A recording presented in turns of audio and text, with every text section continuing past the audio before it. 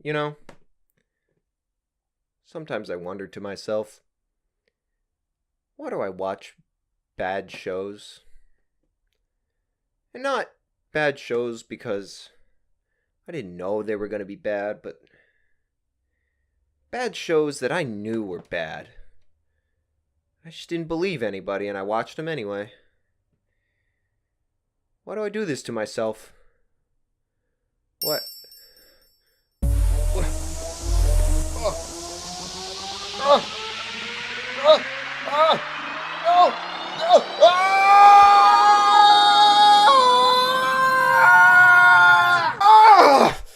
Oh, yeah, baby! I have been overwhelmed and consumed by the power of good anime. Yes, we have something good to talk about today. Redline. Woo! I'm Ash Vampire, and you're watching Shoring Up.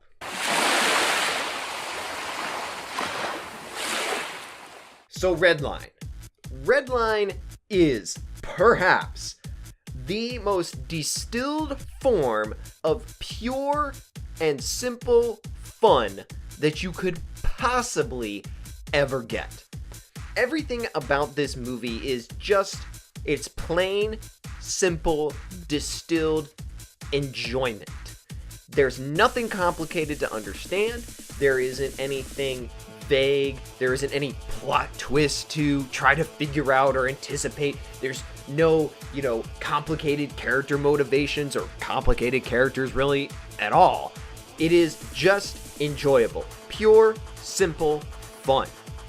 And now, you might be thinking, well, isn't that not as enjoyable? Because there's nothing to really think about with something like that. And you would be wrong. Now, I of course understand that having something to think more deeply about in a show is, enjoyable. It's why I'm doing YouTube really at all. But that isn't to say that I don't think that you have to have something in a show that you can think about deeply to make that show enjoyable. That's ludicrous. Sometimes, a lot of times, we need something that speaks to us on a purely primal level. And this is Redline. It is just so pure and fun. And now you might be thinking, okay, well, even if I want to have something that I enjoy, right? Isn't, having something that's just fun and, nothing else, isn't that like turning your brain off? Also, you're wrong. Turning your brain off means that essentially you should ignore the bad things that a show does so that you can enjoy it. When you've got something like Redline, there's nothing that you need to ignore. The whole point is to take it all in, to get everything that you can out of it. That is what's fun. It's not turning your brain off to watch something that has no complexity really going on in it. No, Redline is just fun, and all it wants to be is fun. And man, does it achieve it. Man. Let's get into the nitty-gritty with Redline and just kind of talk about exactly why it achieves so much so well. Everything in Redline is unique. It is special. It goes way above and beyond anything that we have seen before to be something special, to be something that you want to continue to watch and look at. And it really, I think a better way to describe it would be that creativity is the name of the game when it comes to Redline. To create so much stuff, every character, every scene, every prop, if you will, is so uniquely designed and poured over with detail and animated so beautifully with very uniquely dynamic action that it's just gorgeous to watch, and there's so much that you can interpret out of the animation and the visuals. Like, for example, each of the cars in Redline moves and is animated in such a way that communicates so much about the drivers as characters. And this is really, as someone who really likes racing and racing-themed stuff and car-themed stuff, this is like one of the most basic rules of racing media, is that because so much of it is about watching the vehicle move, so much of what you have to do to communicate the character is to make the character a part of the car. And Redline does this absolutely perfectly. And not just in each one's motion, though it 100% does that. Every design of the cars is built upon, the types of people that are driving them. And like one of the best examples is the main character, JP.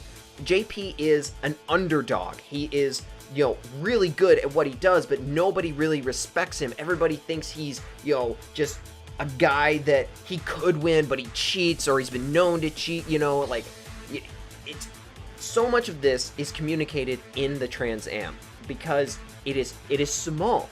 It's tiny compared to everyone else's cars. It's unassuming.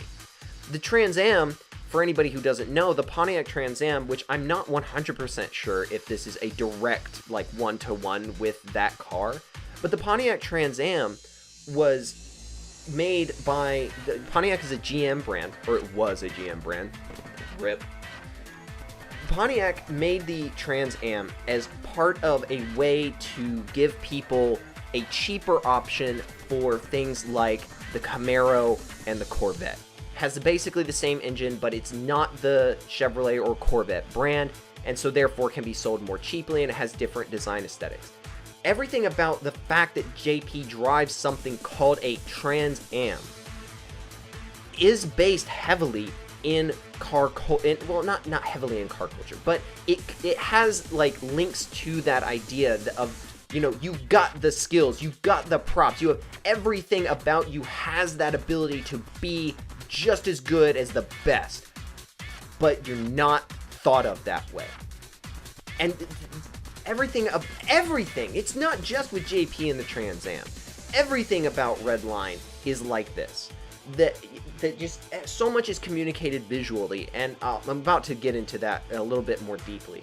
But it's so fun to just be able to get that immediate understanding from this film because of how much it understands that visuals are an important part of narrative. Fantastic. I could not ask for any better, especially from a racing movie.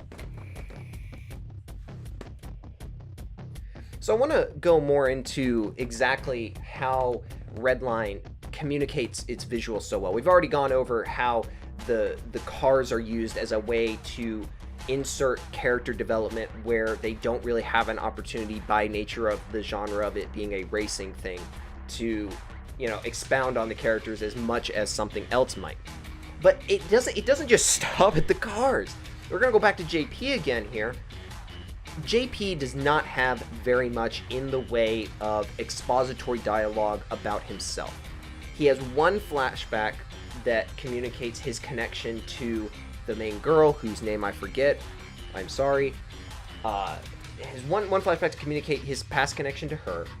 And he's got maybe 3 scenes that really develop a little bit more of a complex personality. Because it's not as though JP is a simple guy.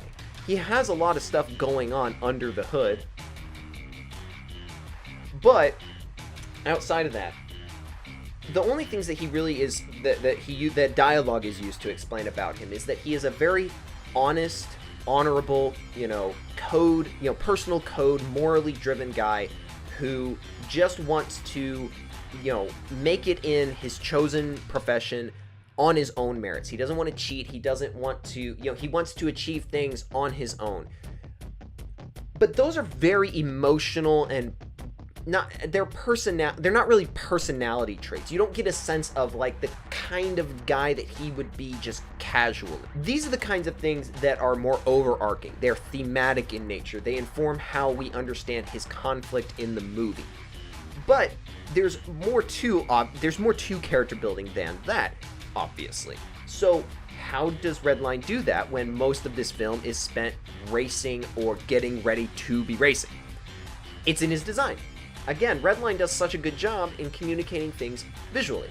With JP, we learn everything that we need to know about this guy in just exactly how he handles himself, how he's animated, the voice actors that are chosen for all of the characters. You know, JP has this grungy leather jacket and these big black boots, and he's got that huge greased pompadour, and he's got a switchblade comb for keeping it just so.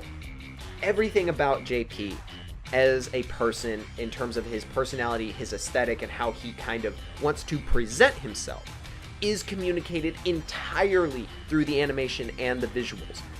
And every single other character is like this. The way they move, the way they talk, how they compose themselves, how they occupy space in a room. You know, the main villain, not the main villain on the track is very much like this. In the scene where he is introduced, he walks into a bar and consumes the screen with his mask. And this is just a super obvious way of communicating this is the obstacle. This is what JP has to get past in order, this towering monster of a man is what he has to overcome in order to make his, to fulfill his dreams. None of it, no dialogue. Not once. Everything is communicated visually.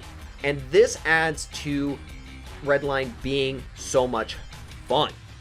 Because they don't take time and pause to, over explain exactly how things are going to go down or what the types of people these guys are. You don't get bogged down with, with runtime. And this is one of the big problems that I tend to have with anime movies, and why I think that a lot of them feel like they wish they were shows, because they don't go this route.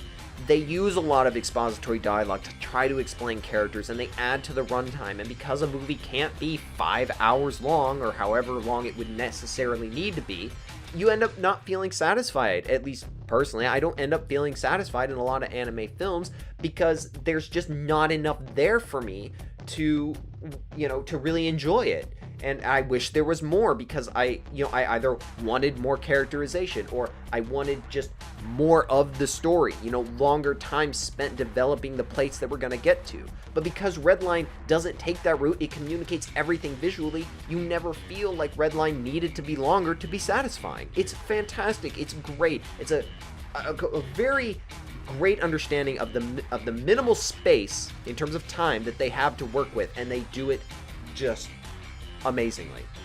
Redline, good on you. Good on you on aesthetic storytelling. My God.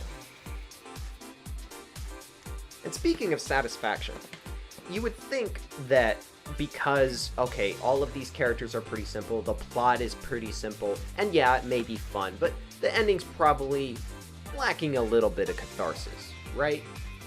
No. You would be wrong! Because Redline is simple, it is almost more cathartic than something that complex, at least on the emotional side, would be.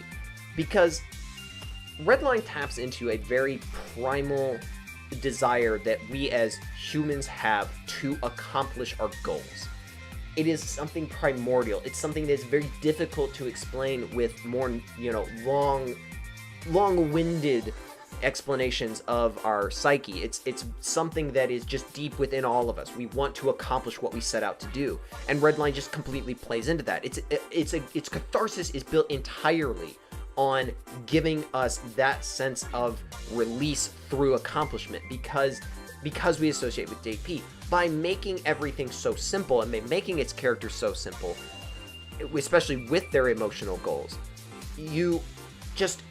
it's so easy to associate yourself with them, to understand where they're coming from. And because of that, the catharsis when they finally achieve it is something that everyone can, understand, and something everyone can relate to. Because I would like to think, hopefully, that everyone has, at least in some point in life, accomplished something they set out to do and felt like they were on top of the world because of it. And that is everything that Redline builds up to in terms of its catharsis, and it executes it perfectly.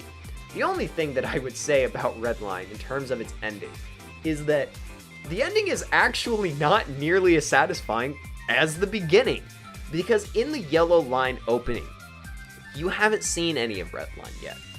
You haven't seen the insanity, the craziness, the art, the animation. You haven't really been you have not been exposed to it. So when the yellow line is the opening of the movie and it just slams you super hard with everything all at once, tells you everything this movie is about, that onslaught of sensory information is so satisfying and it feels so good that I would hazard to guess that no matter how good Redline's ending is, and Redline's ending is good, nothing can really top that. Hands down, the yellow line is probably the best part of the movie, ironically enough. But that's not to say that the ending, like I said, the ending is not bad. It's perfectly fine. It's really good emotionally. It's a great moment. But the yellow line, boys, whoo! Yellow line is a trip. If you're not gonna watch all of Redline, just watch the yellow line opening, because, man, that at least is worth your attention. And I just want to say, to close out, a review for a movie that I could not have had a more fun time with. Redline is a model film. I would say Redline is a model film for what it sets out to do. It's fun, it's simple, doesn't ask very much of its audience. It just wants you to sit and enjoy it.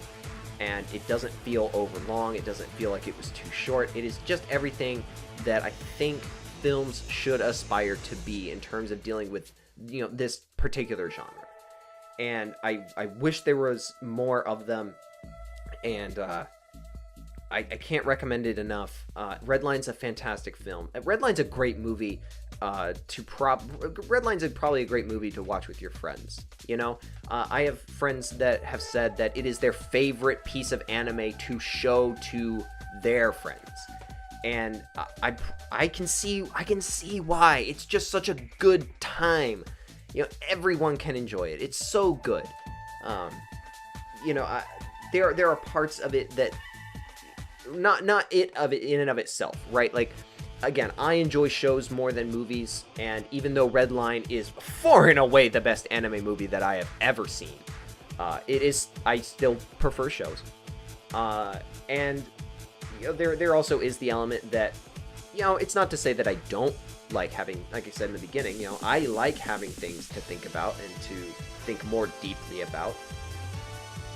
I think that if Redline were to have that kind of thing, it would detract from the movie instead of add to it. But either way, Redline is great. Watch Redline. I give Redline an 8, and I will catch you on the flip side.